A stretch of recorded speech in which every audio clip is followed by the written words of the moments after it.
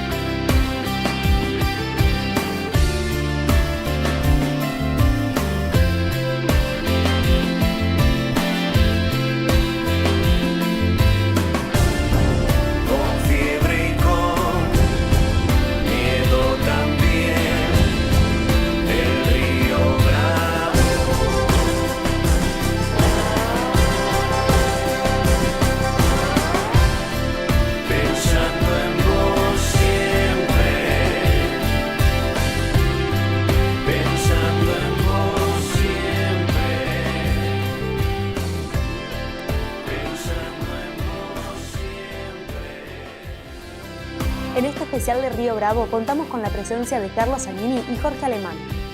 Estas son sus historias. Carlos Zanini nació en 1954 en Villanueva, provincia de Córdoba. Su padre era albañil y mozo y su madre ama de casa. Estudió abogacía, convirtiéndose en el primer y único universitario de su familia. Zanini fue 2 veces preso político de la Argentina. La primera vez fue en la última dictadura cívico-militar y estuvo detenido por 3 años. Entré a mi pueblo cantando una canción de los olimareños, esa de hoy he vuelto a mi pueblo después de una ausencia muy larga. En 1983 se trasladó a Santa Cruz con su familia y en el Ateneo Juan Domingo Perón conoció a Néstor Kirchner. ¡El pueblo está sumergido en la última de las miserias, compañeros! En el 87, Néstor asumió la intendencia de Río Gallegos y designó a Zanini como su secretario de gobierno. Desde allí los acompañaría a él y a Cristina Fernández de Kirchner en sus distintas responsabilidades políticas. Zanini fue secretario de Legal y Técnica de la Presidencia de la Nación de 2003 a 2015. Mi compromiso es con el pueblo, es con los de abajo, es con los más humildes. A ese compromiso estoy dispuesto a servir. Este último año fue además candidato a vicepresidente de la Nación. Y yo me miro con ese pibe de 19 años que estaba recuperándose de la tortura junto con el Chicato Mosé. Nos levantamos la capucha y con el Chicato nos juramentamos para construir un mundo sin tortura. En el gobierno de Mauricio Macri, Zanini fue apresado por razones políticas por segunda vez en su vida. Nadie pudo, en derecho, explicar su prisión. Estuve preso por voluntad de los que gobiernan y mandan y temor de algunos jueces. El 24 de marzo de 2018 recuperó su libertad y se dirigió a la marcha por el Día de la Memoria, por la Verdad y la Justicia. No se olviden que los sueños pueden cambiar la vida. Lo único que cambia la historia del mundo son los sueños.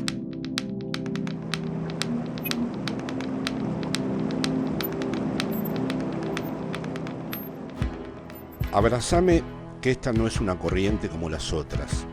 Agárrame bien, que este rayo viene justo sobre mi frente. Jorge Alemán nació en Buenos Aires en 1951. Es psicoanalista, escritor y poeta. Salvame, que esta ola ha destruido todos los puentes. En 1976 era un joven ayudante de psicología de la Universidad de Buenos Aires. Militaba en la Juventud Peronista y trabajaba en el sindicato Eva Perón de empleados de comercio. Con el golpe cívico-militar debió exiliarse en España y desde esa fecha vive en Madrid. O sea, llegué con 25 años a España, pero no tenía 25 años porque habían muerto tantos que yo ya no sabía qué edad tenía cuando llegué. Cubrime, que estas balas vienen de todos lados, que no sé rezar ni escribir plegarias, ni me fue dada la fe. En sus trabajos realiza una articulación inédita entre el psicoanálisis y la política. Yo pienso que el kirchnerismo no fue un oficialismo, fue una experiencia contrahegemónica en un poder neoliberal oficialista. Durante los gobiernos kirchneristas ejerció de consejero cultural en la Embajada Argentina en España. Hoy viaja continuamente a la Argentina para aportar al devenir de una política progresista y popular desde la reflexión y la acción. Jorge Alemán es un intelectual crítico, comprometido con su tiempo. Háblame, besame, sentime, que aunque parezca locura, no te estoy pidiendo nada.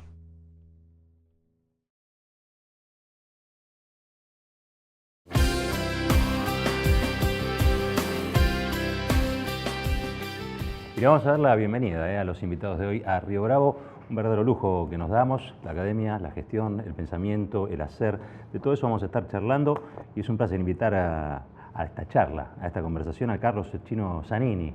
¿Qué tal, Chino? ¿Cómo va? Muy bien. Abogado, egresado de la Universidad Nacional de Córdoba, fue secretario legal y técnico de la Presidencia de la Nación entre el 2003 y el 2015, fue ministro de Gobierno y diputado provincial en Santa Cruz, preso político de la última dictadura cívico-militar y de gobierno de Mauricio Macri, recuperó su libertad el 24 de marzo, luego de haber pasado 107 días en prisión. Un gusto enorme, Chino, que estés acá, y también está con nosotros Jorge Alemán. Jorge Alemán, sí. Siempre le corrijo a mis alumnos no es eso. una velilla mía, es por la memoria de mi padre. Exactamente, siempre lo corrijo y bueno, se repiten. Jorge Alemán es psicoanalista, ensayista y poeta, es profesor honorario de la Universidad de Buenos Aires y de varias universidades. En el 78 se exilió a España. 76.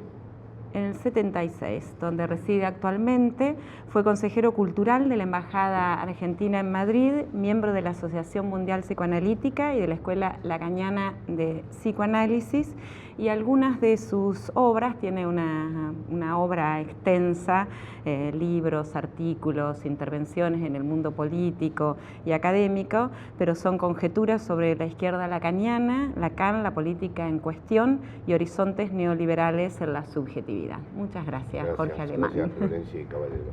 Por favor, si les parece, esta es una conversación. Yo hago el primer intento, digamos, por iniciarla, y en este caso lo primero que iba a plantear a vos, Chino, si estamos viviendo en la región, en Argentina en particular, un estado de excepción y si es compatible la democracia clásica con esta etapa del neoliberalismo. Es claro que la democracia clásica no es compatible con esta etapa de acumulación de poder y de exclusión social tan fuerte. Debieran fortalecerse algunas instituciones de la democracia para que esto ocurriera. Debiera, por ejemplo, existir pluralidad de voces en los medios. Eso no está dado.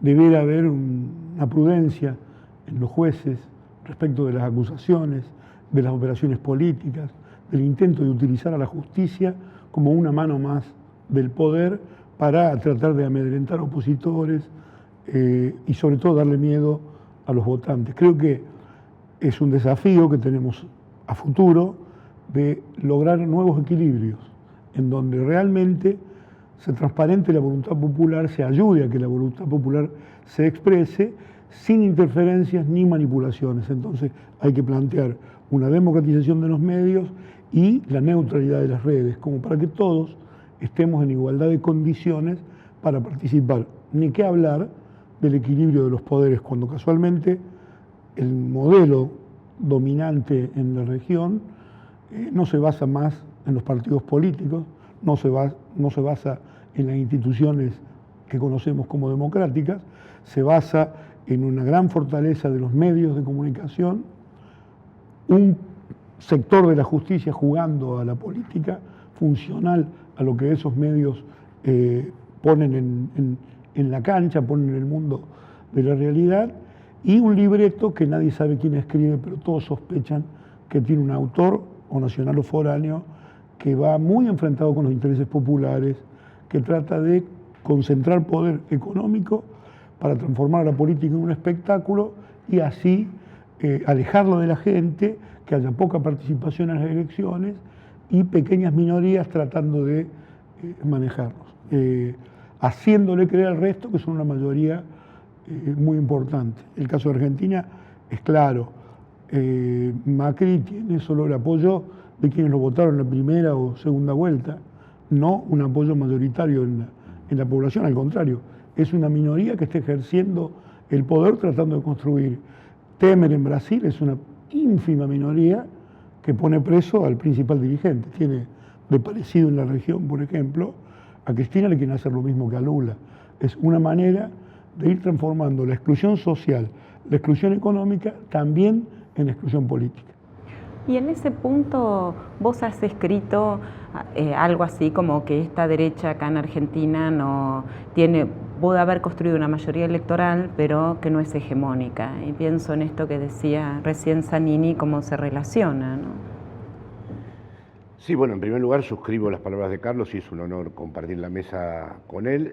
Efectivamente, el neoliberalismo es un estado de excepción. Los estados de excepción clásicamente eran golpes militares que suspendían las garantías constitucionales y una fuerza desde el exterior. En cambio, el neoliberalismo tiene como cualidad fundamental que sus dispositivos van horadando todo el sistema democrático desde adentro. Es decir, la tendencia al estado de excepción no viene por la interrupción de las suspensiones, sino que efectivamente es un proceso tendencial. Yo eso lo describo, es una diferencia que me permito con Ernesto, a partir de la propia obra que él ha desplegado, no como una hegemonía, porque una hegemonía exige articulación, diferencias, heterogeneidad y que todo eso se conjugue en una voluntad popular. Mientras que el poder homogeneiza. Y el proyecto neoliberal es homogeneizante, no es hegemónico. Y por eso distingo, tendría mucho que desarrollar en este punto, al poder de la hegemonía. Por ejemplo, a Macri no lo quiere nadie. Lo que hay es un odio, en todo caso, que se maneja en diversos registros al proyecto anterior. Pero no creo que con el paso del tiempo la gente guarde el retrato de Macri en su casa. Es decir, no ha constituido lo que podríamos decir un punto nodal en donde se configura una voluntad alrededor de él. Es otra cosa la que está en juego. Eso no quiere decir que haya que ignorar la potencia de esos dispositivos. Hay algunos que le suponen una gran inteligencia a esos políticos macristas o a sus asesores. Yo no comparto esa perspectiva porque el relato que tienen es idéntico en todas partes del mundo. Pesada herencia, corrupción, la invitación a un sacrificio colectivo por haber despilfarrado antes, responsabilizar a la población del propio desastre que a la vez realizan, despedir a una persona y decirle que se le está ofreciendo una nueva oportunidad para inventar su vida, quitar la sanidad y decir que entonces ahora uno puede gestionar su salud. Bueno, en fin, los argumentos son muy similares. Como ha dicho Zanini, es un guión que ya está escrito en varios lugares a la vez. Lo que sí cuenta es con un dispositivo, para volver al término democracia, en donde las decisiones más importantes están alejadísimas de los ciudadanos. Es decir, todo lo que gravita en la vida personal de uno no lo decide uno, se decide en otro lado, ¿no? A ver, Chino, vos fuiste una persona muy importante del esquema de gobierno de los últimos 12 años, ¿no? ¿Cómo se ve el poder desde el interior de la Casa Rosada? ¿Cuánto de poder tiene la política en el contexto que bien describe aquí? Bueno, para los gobiernos populares el poder es una construcción, porque hay otro que tiene el poder y el gobierno popular viene a disputárselo. El diagnóstico que esbozó Néstor el 25 de mayo del 2003 era que, como la política le había delegado a las corporaciones el manejo de la economía, le iba mal a la política y le iba mal a la economía. Lo que trató de hacer con toda valentía, con toda autoridad y que prosiguió Cristina después, fue recuperar ese poder de decisión para la política.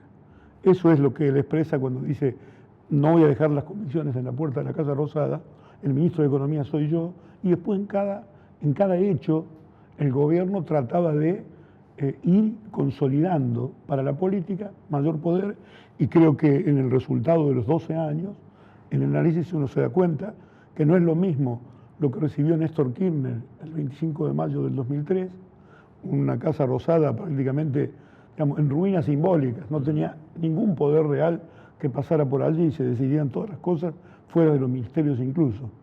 Cuando entregamos el poder después de recuperar Aguas, el Correo, Aerolíneas Argentinas, YPF, una política nacional, una política internacional de alianza con los sectores populares de toda Latinoamérica, la construcción de UNASUR, uno se da cuenta que el camino fue exitoso en la construcción de algún poder para el que está en el gobierno. Gobierno y poder no son lo mismo en la Argentina y no han sido lo mismo, y creo que es una lucha permanente que viene signando desde los comienzos mismos del país. El tipo de poder que se ejerce va asignando las épocas. Aquella época fue la nuestra de avance de derechos, de creación de derechos, digamos, para decirlo en los términos del manifiesto liminar de la reforma del 18, menos vergüenzas y más libertades. Nosotros construimos libertades y le quitamos vergüenza al ejercicio del poder. El camino que este gobierno lleva es exactamente inverso. Y yo digo más, es devolverle el poder a las corporaciones, pero también ellos, gran parte del gabinete, no quiero ni hacer nombres porque son notorios, también se quieren quedar con la economía, también quieren tener una corporación económica, como soñando que después van a poder poner ministros o presidentes y gobernar a través de ellos, transformando la política en un espectáculo que esté alejado de la gente. Esto no lo inventaron ahora. Leyendo El infierno del Dante, uno se encuentra con que en Florencia habían disminuido el plazo de permanencia de los gobernantes para aumentar proporcionalmente el peso institucional y político de los banqueros. Es decir, llegaron a tener 4 meses de duración los mandatos en el gobierno de Florencia. Son mecanismos que utilizan ahora cuando le quitan a los presidentes la posibilidad de reelección, cuando acortan los mandatos presidenciales, como para que nadie diga ni mu, nadie pueda hacer, mientras está en el gobierno, nada, porque se pasa el tiempo luchando para tratar de encontrar el poder, a ver dónde está. Y en las peleas, que por ejemplo, una pelea que signó gran parte de nuestro gobierno fue la pelea con Clarín, casualmente, desde la comprensión de que era necesario democratizar los medios para que hubiera un equilibrio entre las distintas posturas, por lo menos. Carlos, yo te pregunto vos, porque te vengo escuchando en estos últimos días, además, hablar de la necesidad también de los sueños, de la esperanza y de la construcción, básicamente la construcción. ¿Cómo se construye poder ahora que no estamos en el gobierno? Bueno, yo veo que nosotros encontramos un gran inconveniente porque todos los tiempos de la comunicación actual son muy cortos, muy pequeños. Nadie mira un programa donde los invitados o los periodistas hablan mucho. Me da la impresión de que quieren transformar los programas también en otro tuit, algo rápido, digerible. Entonces es muy difícil, desde el sector en donde estamos, poder llegarle a la gente con nuestra verdadera cara. En general, ponemos cara de enojados porque estamos quejándonos de un incremento de tarifa, estamos quejándonos por lo que sufren los jubilados, estamos tratando de ayudar a algún compañero que está en alguna situación mala. Y eso nos hace mostrar a la sociedad solo una parte de lo que somos y nos hace ocultar lo mejor que tenemos, que son nuestros sueños, nuestras ideas de cambio, la posibilidad de la solidaridad, la defensa de la familia, la educación pública, la salud pública. Por quejarnos de lo que pasa, no tenemos tiempo de mostrar nuestra verdadera cara. Y es todo un dilema. Yo lo veía a Errejón, creo que es el de este chico. Sí, le podemos. Él decía, cuando vamos a un programa periodístico, el periodista quiere hablar del tema del día, del tema de la hora, del minuto que pasó, que uno opine sobre, no sé, el tren que arrolló a un auto, y uno quiere transmitir otras cosas porque quiere que la gente conozca cuáles son sus proyectos, como para que, digamos, por lo menos lo que tiene con nosotros es la seguridad de que no va a ser traicionado. Nosotros nunca hicimos una campaña como la que hizo Cambiemos, de prometer todo y después quitar todo. Nosotros no hemos sido estafadores como este gobierno lo es de la voluntad popular. Por eso yo creo que siempre hay que aclarar, porque ellos dicen, y muchos compañeros también lo entienden así y lo comparten, dicen, no, bueno, pero es la primera vez que un ajuste tiene consenso. No, ni es la primera vez que un ajuste tiene consenso, ni este ajuste tuvo consenso, porque a nadie le dijeron, votá para que le saquemos a los jubilados, votá para que incrementemos la luz, el agua, el gas, votá para que rompamos la UNASUR. A nadie le prometieron eso, le dijeron, lo que está mal hecho lo vamos a corregir, pero lo bueno lo vamos a dejar. Sí, hubo un gran engaño que posibilita ahora rápidamente hacer esto, yo creo que con un intento de separar a la política definitivamente del pueblo, romper la reconciliación que habíamos logrado, para que la gente pierda interés en las elecciones y delegue en ellos las decisiones que siempre tienen que ver con esto, con un sacrificio que nunca es parejo, porque si hubiera sacrificio tendrían ellos que tener de algún tipo las empresas de las cuales son dueños, las transportadoras de energía o las productoras de energía, casualmente son las beneficiarias del sacrificio que le piden al pueblo. Entonces, es un manejo muy manipulador de una realidad que presentan con periodistas muy audaces en el apoyo a un gobierno, que yo no había visto este tipo de oficialismo en el periodismo actual, que lo ayudan al funcionario a que no se contradiga, no le repreguntan. Parece que, es más, yo veía que en algunos casos de algunas liberaciones que se produjeron parecían más indignados los periodistas que los propios miembros del gobierno. ¿Por qué? Supongo que porque estaban desdiciendo cosas que ellos habían afirmado como verdades reveladas, digamos, porque a eso estamos llegando, sobre todo donde más se agrede a lo institucional, es que ya se va con prisión preventiva a una cárcel ya con una condena mediática. Entonces es muy difícil después poder mostrar la verdadera cara, porque uno tiene que empieza desde -10, porque está hablando detrás de una reja, porque el sentido común mayoritario piensa que la reja divide entre inocencia y culpabilidad. Entonces, se le hace difícil al movimiento popular mostrar su verdadera cara. Y es más, muchas veces, desde los medios dominantes, eligen algunas caras para que esas caras sean la cara del proyecto. Y en realidad es tan diverso, ha sido tan plural la experiencia que transitamos estos 12 años, que mostrar a una persona y reducir ahí todo un proyecto es una cosa por lo menos muy injusta. Jorge, algo que decía recién el chino, ¿qué lugar ocupan los sueños en un proyecto de transformación? Bueno, en primer lugar me adhiero a la descripción que hay un problema estructural nuevo en los tiempos del neoliberalismo, que no deja de ser un modo de acumulación capitalista, que es que el programa de la revolución, si vos hablas de sueños, la revolución como el intento de verdaderamente romper con la lógica de las relaciones sociales de producción capitalista, estamos haciendo un duelo. Por lo tanto, una vez en una mesa redonda con el vicepresidente de Bolivia y Pablo Iglesias, escuché la expresión sociedades post-neoliberales para designar nuestras experiencias. Yo creo que no fue así, atendiendo a lo que me planteó antes Florencia. Es decir, yo creo que hicimos una experiencia en el poder neoliberal de construcción de hegemonía popular, pero no estuvimos nunca en el poder, ¿no? Y entonces ahí emerge con mucha fuerza lo que planteó antes Zanini.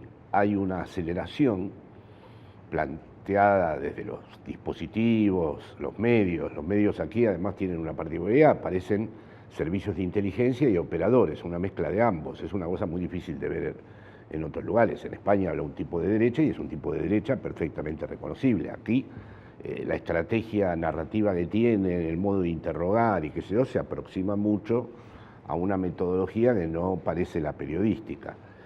El problema que tenemos nosotros ahora, los proyectos nacionales y populares, o incluso los gobiernos, las alcaldías de izquierda popular que hay en el sur de Europa, es que necesitan argumentar, necesitan desarrollar. Un sueño no es un tuit, exige la invocación de un porvenir, ¿no? Estamos entendiendo el sueño como apertura a acontecimientos que van a venir, como las posibilidades de una construcción popular y lo que se puede derivar de eso.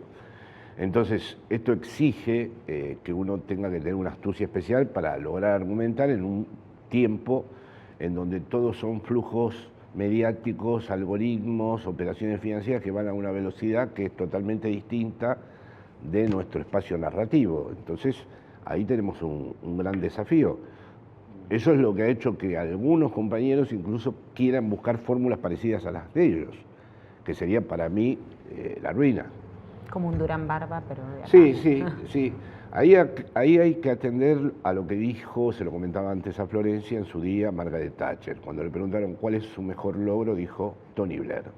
Es decir, si ellos logran transformarnos a nosotros y ponernos en una misma lógica de inventar eslogan y hacer estas cosas así inmediatas y renunciar a nuestros legados y a nuestros proyectos.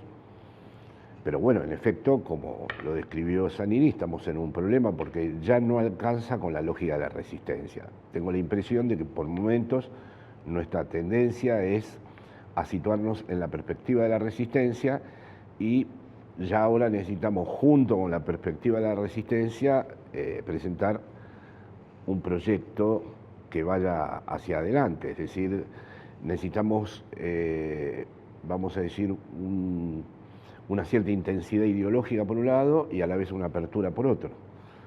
Y combinar estas dos cosas en un discurso, es decir, un discurso que a la vez respete el legado de lo anterior y que a la vez trate de organizar una nueva transversalidad, es un gran desafío político y se necesita argumentar.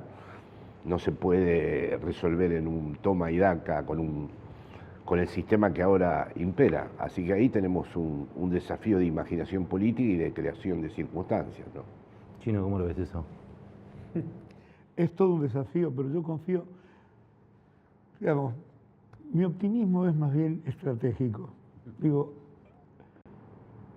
planes como este, en Argentina ha habido varios, no quiero ni hacerle enumeración, todos los conocemos, y siempre han tenido el mismo resultado. Se han tenido que ir con vergüenza, se han tenido que ir y han tenido que retroceder porque el pueblo argentino, a partir, supongo yo, desde la experiencia que fue el radicalismo en el gobierno en la década del 20, el peronismo en el gobierno en la década del 40, hay un piso de dignidad que el pueblo argentino no está dispuesto a negociar con nadie. Y el peronismo tiene más derecho en este intento de fabricar Tony Blair, como dice. Siempre han querido encontrar en el peronismo a alguien que traicione el ideario, se vuelva, digamos, se engomine, se ponga camisa almidonada, y ande fingiendo una civilidad que el peronismo, digamos, siempre tuvo en los costados, no en el centro. El centro de su acción siempre fue rebelde, para producir el cambio, para distribuir mejor la riqueza. Nunca ha ocultado esas intenciones. Y siempre desde el poder, de los gobiernos, ha recibido como un mensaje. Primero eran algunos sindicatos, algunos sindicalistas, después fueron los interlocutores que ponía Perón Perón tuvo que dejar de ir a elecciones, tuvo que tener diversas tácticas para poder recuperar y tardó 18 años en poder hacerlo. Creo que los procesos son mucho más rápidos, que esto no puede ser muy largo porque además las bases de sustentación son inexistentes, son verdaderamente, yo lo decía cuando terminó la elección en el 2000, el año pasado, todos creíamos que era un blindaje y Cristina con un celular y compañeros de toda la provincia recorriéndola, le tocó con el dedo y se dio cuenta que era un decorado de televisión. Es un problema que se crea más en nuestras mentes que en la realidad. Que van a venir inversiones extranjeras para salvar al gobierno de Macri, solo lo cree Macri y algunos opositores. El que tiene plata no piensa en traerla a la Argentina, ni ellos mismos piensan traer la plata a la Argentina. 88.000 millones de dólares han sacado en 2 años y medio. Es decir, estamos... esto no es una cuestión de algoritmo, pero digo, el ritmo de las inversiones, nunca, digamos, la plata nunca está viniendo desde los países centrales a los países dependientes. Va desde los países más pobres a los países más ricos. Y esos son los problemas que tiene el mundo y que tiene que solucionar. Y nosotros tenemos un conjunto de dirigentes que piensa que la solución va a venir del mundo. Y el mundo lo único que le pide es plata y mal comprarle empresas. Si hicieron hasta que Sancor, por poca plata, quedó en manos. Ese es el tipo de capital que puede llegar a venir. Y entonces, tu optimismo es, perdón. No, está bien. Me voy muy largo en mi respuesta. No, pero decía, tu optimismo estratégico, ¿cómo está? No, comparto. Yo hago mía siempre la fórmula de Gramsci, el optimismo de la voluntad, el pesimismo de la razón. O sea, en el análisis trato de caracterizar bien cómo es el tipo de adversario con el que uno y ahí trato de no generar falsas expectativas, ¿no? Pero luego mi fe es irreductible. Yo también pienso que hay algo excepcional en el pueblo argentino. Hay una insolencia que lo ha constituido gracias a sus experiencias populares, hay una irreverencia que tiene con el poder. Ninguna encuesta puede medir cuándo surge ni cuándo emerge, pero es verdad que ya tenemos demostraciones históricas de que ha emergido. creo que ahora es un momento todavía muy difícil para llegar a una conclusión.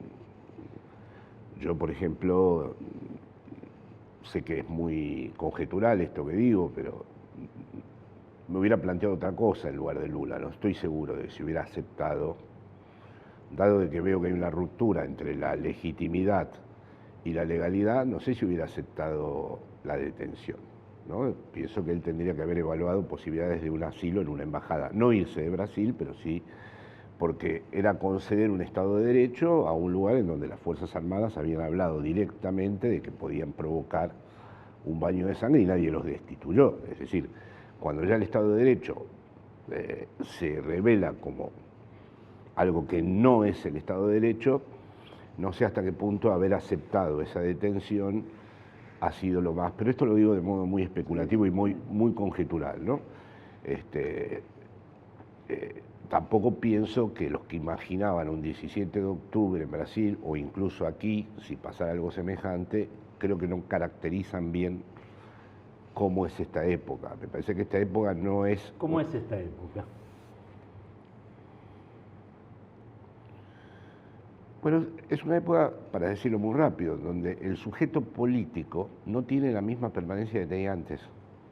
Las identidades de ese sujeto político, vamos a decir, esta sería la parte pesimista del análisis, por favor, no entro en contradicción con mi optimismo estratégico, como dijo Carlos, pero digamos, los sujetos y sus identidades se han fragilizado, porque la vida es muy difícil. Porque una de las estrategias del neoliberalismo es quebrar la vida, desorganizar la vida más íntima y generar un mundo en donde el sujeto no tenga ya lugar para sostenerse en una posición. Sostenerse en una posición cuesta, porque es abdicar de cosas personales, entregar una parte de sí a un proyecto colectivo, optar por no tener las satisfacciones inmediatas de la vida doméstica, sino dedicar horas. Y ellos juegan con eso. Eso no es que tengan una gran astucia, brota de la propia estructura de la acumulación del capital, volver loca a la gente con la vida. Es decir, ayer escuché a un señor que no podía comprar ya los medicamentos de la atención y que el barrio hacía la colecta para comprarle en Entre Ríos, en Federación, su medicamento. Bueno, claro, reclamarle a esa persona que se vuelva un sujeto político es más difícil ahora. Esto no quiere decir que ese trasfondo histórico que nos habita como país en algún momento emerja y claro, por eso la impresión de los chicos de Podemos. Ellos sintieron que era una etapa casi pre-revolucionaria esta porque vieron un despliegue, llegaron el 24 de marzo y vieron un despliegue de militancia, de vida social, de organización política de lo social, que la verdad es que sería muy difícil de concebir allá, ¿no? Pero si tuviera tu pregunta, creo que un problema es que configurar una identidad política, ¿no? Mi padre fue peronista desde que yo nací y fue todo el tiempo murió como peronista, ¿no? Es decir, hoy en día es cierto que todo esto, dadas las fuerzas que atraviesan la vida de lo social, se ha vuelto más conflictivo. ¿Es conflictivo o es líquido? Bueno, la pretensión del capitalismo actual es volver a todo el mundo un capital humano, aunque seas pobre, extraer de cada uno el máximo rendimiento. Y uno puede ser a la vez pobre y tener que tener celulares o plasma o armas prefabricadas o motos. De hecho, vemos en los sectores de la población más golpeados por la miseria la coexistencia con un montón de objetos de consumo. O sea que la lógica del consumidor consumido se expande por todas partes.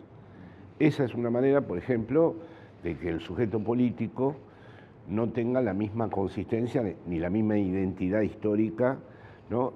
De que se licúe un poco, has dicho la palabra líquido, la posibilidad simbólica de pertenecer colectivamente a un proyecto.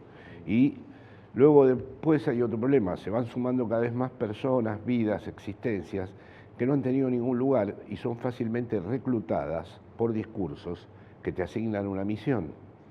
el discurso político no te asigna exactamente solo una misión, forma parte de un proyecto compartido y tanto la yihad islámica en Europa como el evangelismo en América Latina, más el narco, son estructuras que reclutan a personas que evidentemente no han encontrado, porque eso ya es transgeneracional, un lugar y les ofrecen un lugar. Entonces esos son nuevos horizontes con los cuales la militancia también tiene que reflexionar y tiene que pensar cómo es lo de sumar voluntades a un proyecto, ¿no? Yo me pregunto cómo se hace para construir políticamente. Ya sé que no hay una fórmula, pero ¿cómo estás pensando vos, por un lado, el convocar a una esperanza, a los sueños colectivos, al porvenir, ¿no?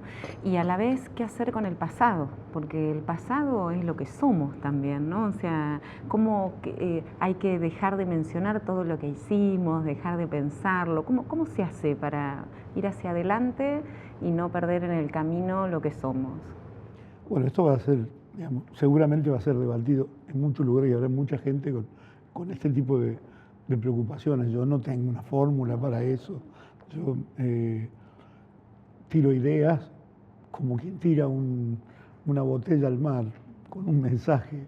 Uno espera que alguien lo reciba, pero a la vez piensa que nadie lo va a escuchar. Ahí yo advierto en mucha militancia, en mucha gente con interés en la política, una especie de desilusión porque no ve que la respuesta del pueblo sea proporcional a la agresión recibida.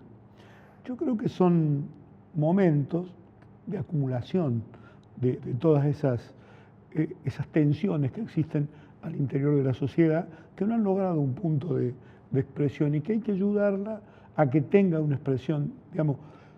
Por ejemplo, cuando uno dice están blindados, nadie los critica, ¿y por qué la gente los putea en las canchas, los putea en el Teatro Coliseo, los putea en el Luna Park, los putea en el subte, los putea en todos lados? Entonces, pareciera como que los militantes estamos mirando una realidad que no es la que efectivamente está ocurriendo. Parece que habría como una exigencia, por un lado, de que sean más audaces y por otro lado una subestimación de lo que la gente está haciendo. Cuando se siente fuerte en grupos, expresa su verdadero sentir. Bueno, yo creo que nosotros tenemos que, primero, tener ideas de a quién queremos representar en esta situación, cuáles son los heridos que Macri está dejando y cuáles son los que van a venir con nosotros a ocupar los lugares para producir un cambio, que cambie el rumbo en la Argentina.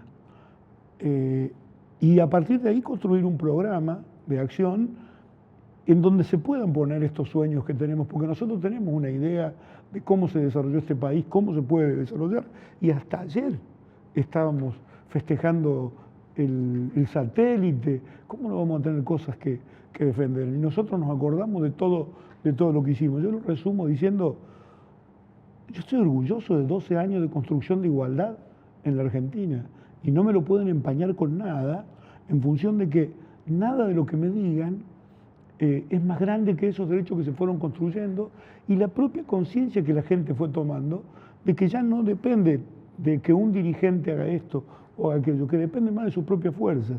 Yo lo advierto, no en la medida en que yo quiero, por supuesto, está por debajo de las expectativas que uno tiene cuando quiere que los procesos se aceleren. Ahora, nosotros no llegamos a un planteo de construcción de un nuevo sistema social. Fuimos ampliando las posibilidades de derechos en este sistema. De modo que aún ni quisimos romper con el capitalismo. Queríamos un capitalismo razonablemente autónomo en la Argentina. Y ni eso quiere el imperio, ni eso quiere. Eso terminó siendo muy agresivo para ellos. ¿Vamos a abandonar esos sueños porque se enoje el imperio? No. Nosotros tenemos que seguir batallando para representar eso. Yo digo que en Argentina tenemos muy buenos intelectuales y muy buenos cuadros políticos que están allegados a la política, que tenemos organizaciones muy importantes que tienen un desarrollo prácticamente territorial, algunas en un lugar, otras en otro, pero si las juntamos son toda la Argentina. Lo que nos falta es dar ese paso de representar a los demás y que los demás nos sientan representantes. Pequeño paso, es la clave de la política, pero hay que darlo, cada uno en su barrio, en su club, en la comisión de fomento, en la cooperadora, en todo lugar, tratar de representar a los demás con estas ideas. Hay otro camino. El camino no es que se llenen de plata para que después derrame. El camino es tener el mercado interno activado para que todos vivamos mejor. Y en ese vivir mejor se van a fortalecer también los que más tienen. Es más, se fortalecen mucho más ellos que el que logra. Nosotros vimos crecer al trabajador desde la bicicleta, la moto, al auto y al 0 kilómetro. Y en su casa desde el ventilador al aire acondicionado. Y en su vida de vivir escondido una sexualidad a vivirla públicamente. Son maravillosas las cosas que se pudo hacer desde el gobierno caminando hacia otro sector, sin que venga hacia otro lugar, sin que venga el Fondo Monetario Internacional a decir no, esto no puede gastar en esto, tiene que achicar. Es decir, en el caso que yo conozco más de cerca en estos días, que más me preocupa en estos días, la mina de Río Turbio, sostienen que es más fácil cerrarla que mantenerla en funcionamiento, y eso no es verdad. Esa mina tiene, construida por nosotros, una superusina en la puerta en un 85%. En 2 años no han terminado ese 15% e insisten con la idea de que hay que cerrar la mina. En realidad hay que terminar la mina y hasta fiscalmente es más beneficioso porque esa superusina va a dar el dinero para sostener la mina y hasta para que se requieran más mineros dentro de esa mina. Si la decisión es política, de ahogar una provincia, de ahogar 2 poblaciones, no es una decisión económica. La disfrazan de visión económica, de un cierto ajuste o una austeridad fiscal, y en realidad están matando 2 pueblos con estos principios equivocados, porque si gastaran 2 pesos en poner la superusina, nosotros ya hicimos el tendido eléctrico desde Choel hasta la boca de la mina. Ya hicimos la superusina, ya están comprados los 3, digamos, están 2 en funcionamiento y 1 por instalarse para producir el 1,5 millones de toneladas que la superusina necesita. Y dicen, no, tenemos que echar mineros. Echaron 500 mineros. Es una cuestión, hay una pervención, un ensañamiento. ¿Por qué? Porque perdieron las elecciones en la cuenca en octubre del año pasado, o porque están detrás de un gran negocio de privatizar esa superusina, hacerla funcionar a gas, prescindir de los mineros y llenarse de plata. Ahora, es negocio para ellos, pero para el Estado pareciera que es un mal negocio. No es un mal negocio.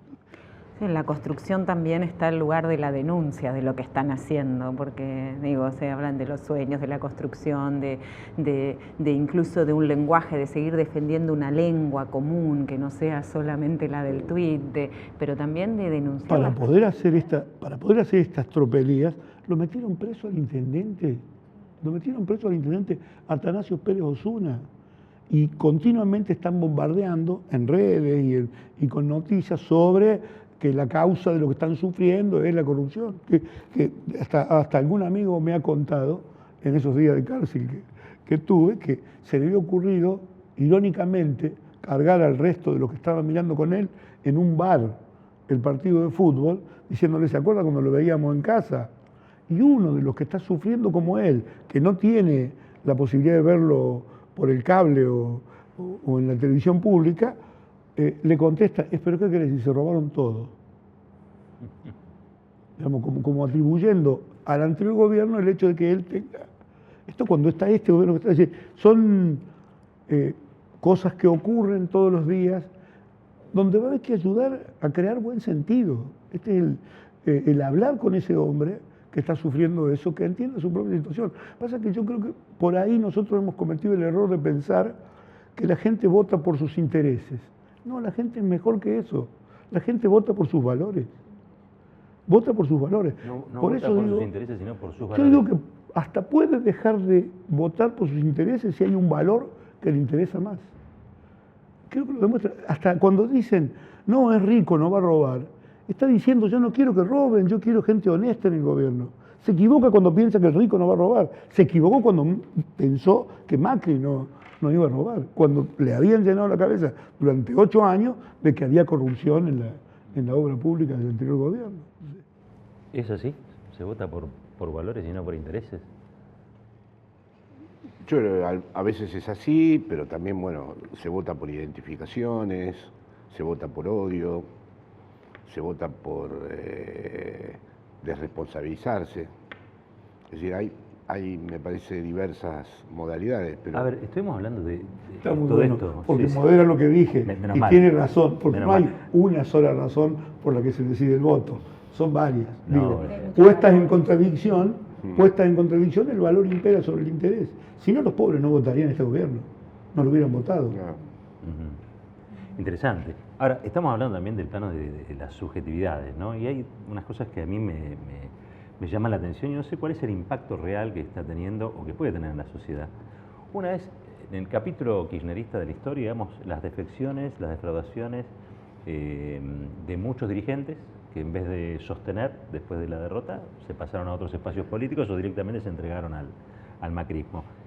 ¿Cómo impacta eso en los votantes de ese casi 50%? Pero da a la par, ¿no? casualidad que eso, no sé si es mi impresión porque vengo de afuera, justamente los que están en esa posición no eran verdaderamente ya kirchneristas en el momento en que estaban ocupando responsabilidades, ¿no? O sea, se habían, por las circunstancias de la historia, porque Néstor tenía toda una lectura de qué tipo de construcción tenía que promover para poder tomar las decisiones que él iba a tomar, porque eran muy arriesgadas, porque eran muy excepcionales, porque comparto lo que dice Carlos de que fueron 12 años impresionantes.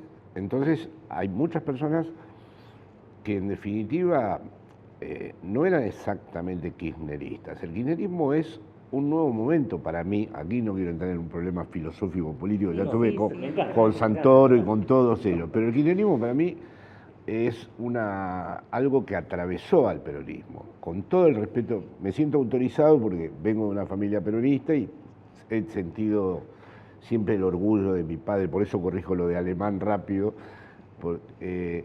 pero el kirchnerismo introdujo. No había forma de atravesar al peronismo desde afuera del peronismo. Siendo antiperonista no se puede. Es decir, solo siendo peronista se puede generar una realidad política distinta al peronismo que por un lado conserve al peronismo y a la vez lo supere. Es decir, hay una fórmula en Hegel de esto que no la voy a decir para no ser pedante, que es conservar y superar a la vez. No se puede superar algo si no se conserva. Eso es destruir. O sea, superar es conservar también, ¿no? Entonces, para mí el kirchnerismo es una conservación que supera el peronismo, porque articula tradiciones distintas por su tiempo histórico, por lo que sea, pero el kirchnerismo articula tradiciones también socialistas, republicanas, libertarias, en fin, arma un nuevo escenario de articulaciones políticas. Y estos dirigentes, a los que has hecho mención antes, no sé si conectaron con la originalidad y con la especificidad que tuvo el kirchnerismo, que sí la tiene. Yo creo que el kirchnerismo tiene, vamos a decir, su propio corpus, su propia doctrina, que evidentemente es muy rápido ahora elaborarla, es muy reciente el fenómeno histórico, pero cuando se lo vea en perspectiva, vamos a poder dar cuenta de que participó de un tipo de construcción latinoamericana, que participó de un modo de concebir lo social, un modo de concebir lo institucional, que solo podía haber surgido desde el peronismo, desde luego, pero que surgiendo desde el peronismo, porque era la única manera, siendo antiperonista, es algo que lamentablemente la izquierda de este país, la autodenominada izquierda, no termina de entender. Lo ha entendido la izquierda en España, que tenía asociado a Perón con el franquismo, y sin embargo la izquierda aquí no lo entiende, es rarísimo. Pero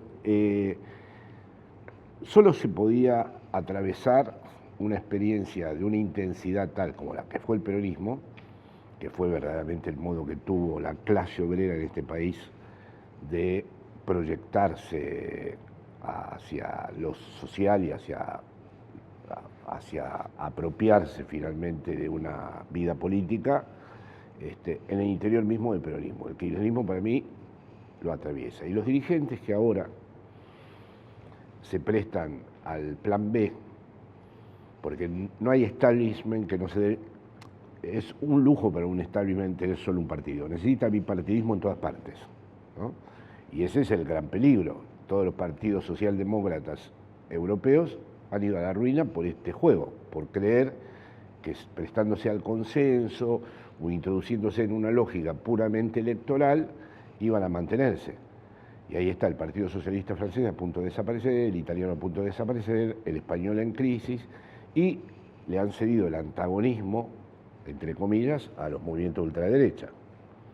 Es decir, así que yo creo que ahí hay un problema que está relacionado con lo que planteó antes Florencia, que es cómo preservar el legado y a la vez el proyecto de futuro. Y entonces me parece que es fundamental ahí la organización. Creo que tiene que haber nombres propios auténticamente kirchneristas, que tiene que haber un programa verdaderamente antineoliberal y una nueva organización social de lo político, porque para conservar ahora el kirchnerismo no lo vamos a reproducir de manera idéntica. Lo vamos a poder traer de nuevo a la escena en la medida en que lo reinventemos y que proyectemos lo que pudo inaugurar el kirchnerismo. En fin, son cosas, perdón. Yo veo en la charla con los compañeros, veo que hay dos, digamos, como que tiran del saco desde dos lugares bien distintos. Uno dice, bueno, pero que no me, digamos, tenemos que tener, esta vez tenemos que tener coherencia, tenemos que poner gente que después nos destiña. Es decir, hay un reclamo de coherencia muy fuerte, de fidelidad de un proyecto, de acción sin cambiar de bando.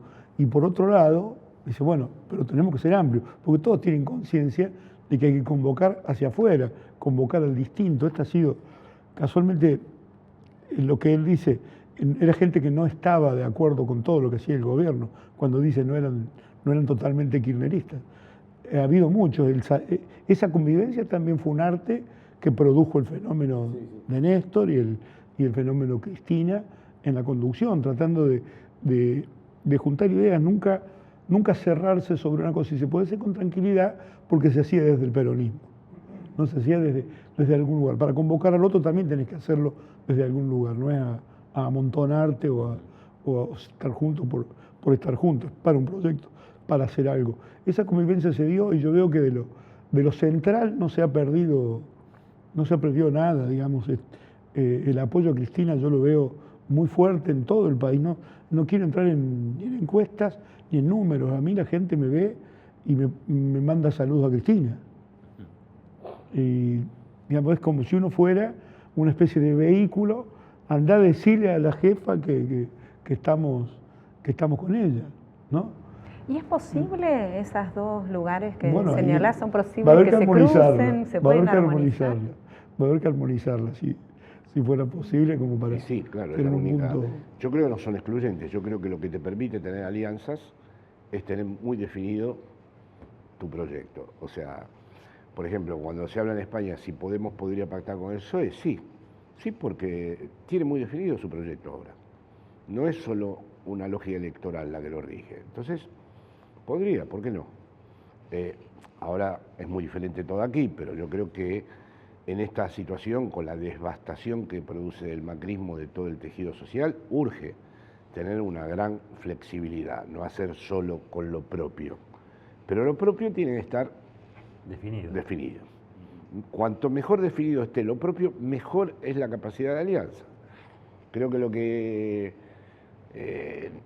a lo que uno no se debe prestar es entrar en la lógica del otro, de, bueno, el consenso por el consenso, y diluir el legado. Entonces te quedas sin el legado, tampoco sumaste lo que supuestamente ibas a sumar, y se pierden las dos cosas a la vez, tanto el legado histórico como las elecciones, que para mí es el resultado que tuvieron aquellos partidos socialdemócratas que bueno, lo que le pasó al radicalismo aquí.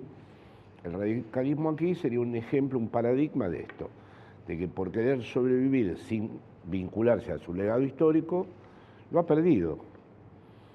Entonces, yo creo que no es excluyente ampliar el arco, que las personas que estaban heridas anteriormente puedan dialogar, que se pueda ser muy benevolente y muy entender que la política es algo de posiciones, no de sustancias, que nadie es idéntico para siempre eternamente, que uno puede admitir que posicionalmente las cosas han cambiado, pero que eso es posible en la medida en que también esté muy bien definido el tipo de proyecto que uno ciertos semáforos rojos sobre todo, ¿no? Ciertas líneas que uno dice, no, esto no es negociable, esto no...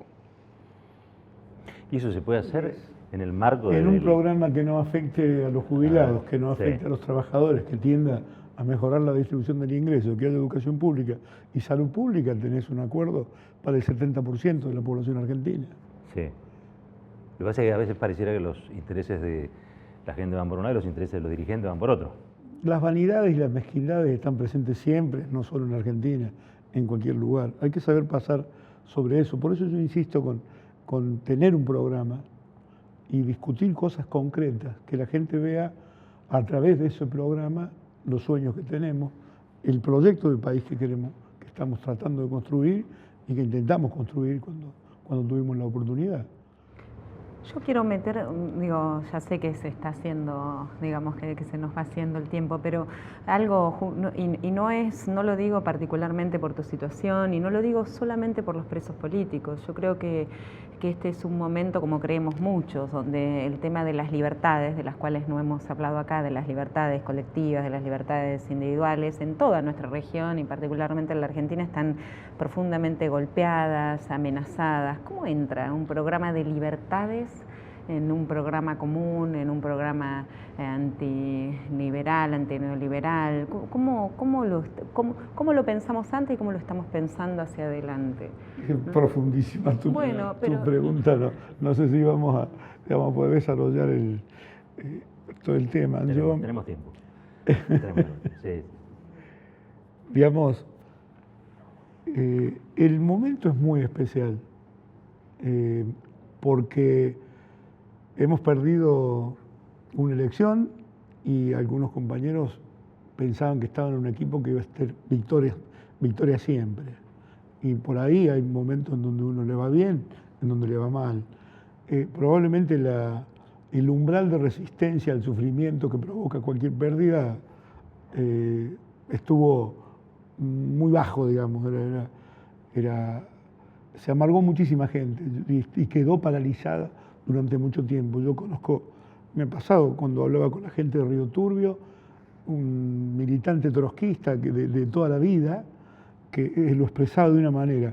Cuando fue agredido en su lugar y ve a los compañeros que se están yendo, dice, no me nacen las ideas, están haciendo psicopolítica.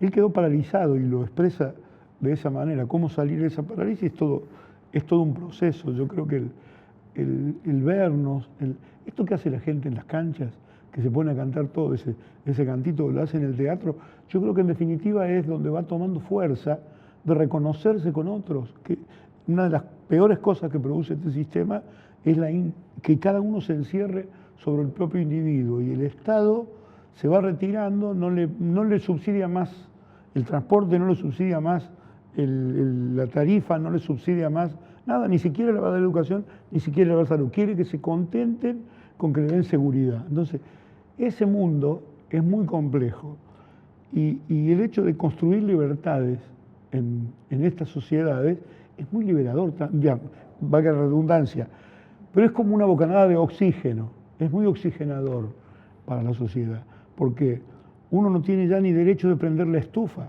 sin miedo a que después no pueda pagar. Tiene miedo de prender la luz porque no va a poder pagar. Y creo que mirándose como que es un problema de conjunto, tomándolo como un problema de la sociedad, no mío personal, sería como al revés de lo que nosotros... Yo siempre estoy preocupado por nuestra relación con la gente. Advertía que, por ejemplo, algo que nos puede haber provocado daño electoral, no lo tengo medido, no sé si en la realidad ocurrió, pero cosa que me parece es que las inquietudes de esa persona que fue progresando, que fue adquiriendo derechos, fueron distintas a las que tenía cuando empezamos toda esta tarea de transformación. Y nuestra idea no se actualizó a esa nueva situación de conciencia que tenía ese individuo, que venía mejorando en su vida. Yo lo simplificaba con un ejemplo. Decía, el compañero dejó de ir a trabajar en la moto, no toma más frío por la mañana, va en auto, vuelve, tiene en su casa un plasma, tiene aire acondicionado para el calor cuando hace frío, entonces debe pensar, soy mucho más importante de lo que era hace un tiempo. Y el compañero que le iba a pedir el voto, por ahí pensaba que seguía siendo Juan, el mecánico de la otra cuadra. Seguía siendo Juan, pero su cabeza ya no era el mismo Juan de 12 años antes, ¿no? Es decir, es como que la política siempre está llena de incertidumbres, y esta incertidumbre en la relación con el ser humano concreto que queremos representar es un problema que nos debiera ocupar mucho más tiempo. Y por ahí, bajando la discusión política, bajando la discusión de lo que pasa en el barrio, hablando de eso, ayudamos a que se puedan seguir construyendo cosas en conjunto, porque lo que no hay que perder, más allá de lo perverso que pueda ser el sistema, es la conciencia de que estamos en sociedad. Es decir, hay una colectividad al lado nuestro con la que estamos conviviendo y tenemos que tratar de que mejore con nosotros, ¿no? Todo lo contrario al individualismo, que le hace creer a alguien que se recibe en una universidad pública que es un triunfador y que tiene más mérito que el otro que no vino a esa universidad pública. Seguro que tiene más mérito por su esfuerzo y por todo, pero que ese mérito no le haga ver que hay una sociedad también que tiene una parte del mérito que él tuvo, porque le dio la educación pública.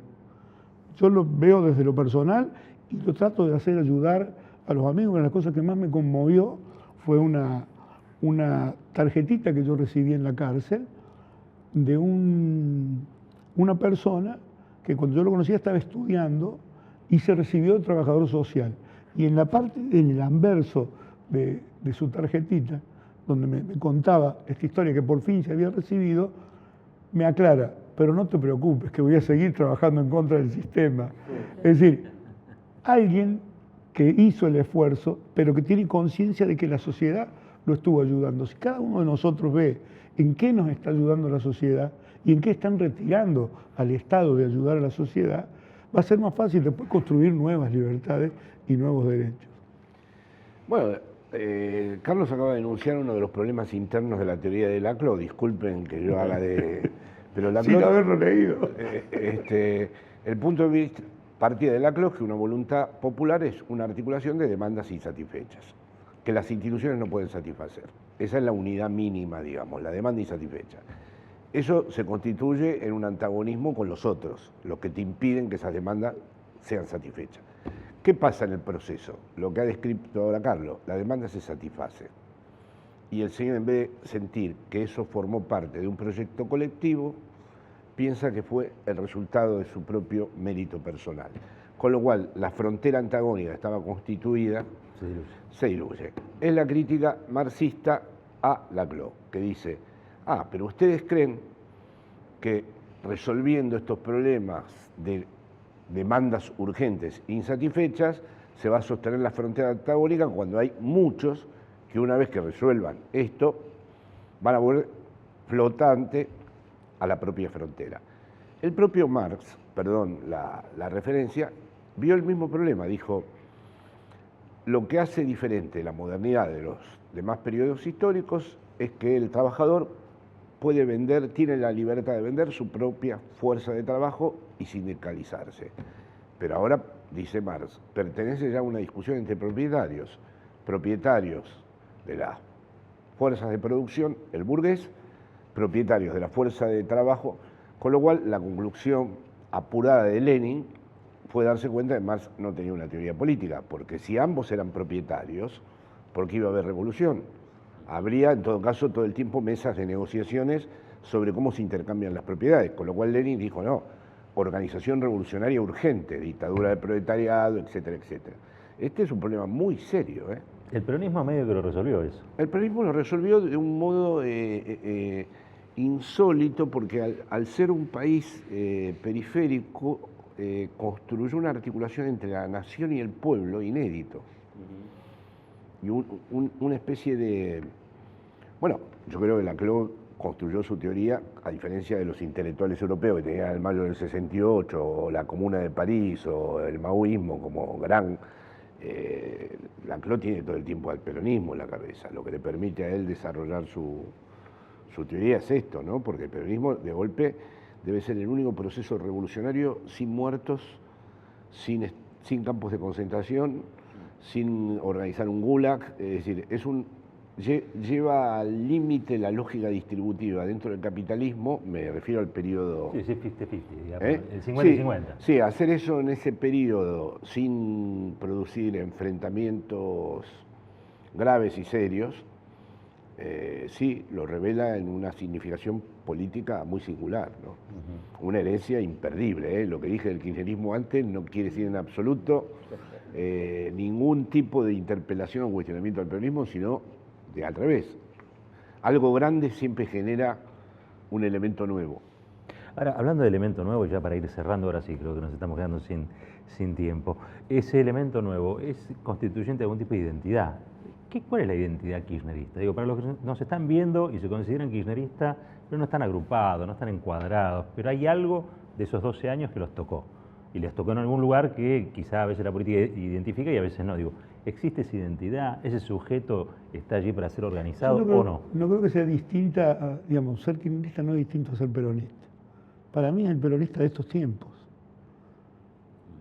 De modo que por ahí la reflexión, digamos, me parece más una discusión sin sentido de cómo es identidad. No es distinta al peronista, es lo que el peronismo hace en esta época. Es como una actualización de lo mismo, con todo lo que significa enfrentar nuevos problemas, tener que buscar nuevas soluciones. No es lo mismo la crisis del 52 que el paro de los ruralistas en 2008. Son situaciones distintas. No es lo mismo la queja de Perón respecto de los medios en su momento con la pelea de Clarín con el gobierno. Van cambiando las circunstancias. Lo que hemos tratado de hacer es darle soluciones desde una óptica de justicia, buscando la independencia política, la soberanía, la justicia social, a los problemas que se iban presentando en ese momento. Hay compañeros que se dicen kirchneristas para diferenciarse de otros peronistas. Me parece que no es necesario. Hay otros que quieren incluirse en el peronismo sin cantar la marcha y dicen somos kirchneristas. Yo en los actos que voy, lo que surge naturalmente es, bueno, la marcha, el volveremos, que también tiene una pertenencia desde el 55 para adelante, que no estoy de acuerdo en que planteemos las cosas como volver a ningún lugar. Entiendo que ese canto es muy radical, también lo cantaban los radicales cuando era volveremos al gobierno como en el 83. En algún momento en la historia política argentina eso es una manifestación de fe de algunos de los alineamientos partidarios que existían. Y cómo se van incorporando además cuestiones nuevas como memoria, verdad, justicia, o cómo en estos últimos años, no sé, las banderas del feminismo también, de las mujeres, claro, ¿no? No es un que no legado nacieron ahora, que están desde siempre, que ahora están más visibilizadas. Yo creo que sí habría una diferencia ahí, pero vuelvo a decir que son, como diríamos, diferencias dentro de un mismo ámbito, el peronismo y el kirchnerismo, que es que el peronismo, al ser el siglo XX y los años 40 y el momento industrial, tenía un corpus muy constituido, y si uno ve el discurso de Perón en el Congreso del 49, presenta una doctrina para el mundo entero, no está hablando... Con pretensiones de mundializar. Es decir, es una universalización de la tercera posición, donde habla del egoísmo individualista americano y de la incentificación colectiva. Mientras que el kirchnerismo es un estado de investigación de cómo es una práctica emancipatoria dentro del capitalismo del siglo XXI, en permanente recreación. Y por eso, evidentemente, el feminismo tiene que atravesar al kirchnerismo y el kirchnerismo dejarse atravesar por el feminismo y así otras prácticas. O sea, el feminismo... Fácil si tiene una mujer a la cabeza. No puede discutirlo mucho. No, por supuesto. Sí, el feminismo no tanto como la reivindicación de un sector, sino como la oportunidad que tiene la política de transformar el espacio de lo público, ¿no? Bueno, la verdad que tenemos para 2 horas más, ¿no? Para seguir charlando. Pero bueno, estamos llegando al final y queremos agradecer muchísimo esta charla, esta conversación. Y no solamente estamos acá compartiendo esta conversación, sino que después seguramente lo vamos a ver, como muchos lo están viendo, y repetidamente por YouTube, por el Facebook, porque me parece que han quedado muchísimas cosas. Y yo los comprometo, no sé, dentro de unos meses quizá, a volver a tener esta charla sobre esta base que construimos y sigamos, ¿no? Porque me parece que lo que está faltando son este tipo de cruces y este tipo de diálogos. Para mí ha sido un gran honor tener la oportunidad lo admiro mucho a Carlos y es un gran honor estar con ustedes y con él. El que ha sido intimidante para mí es él, porque yo le conozco las medallas que lleva, entonces lo respeto mucho pero muy interesante. Y lo escucho mucho. Muchas gracias. Muchas gracias. Ahora nosotros hacemos un pequeño corte y cuando volvemos, nuestras conclusiones.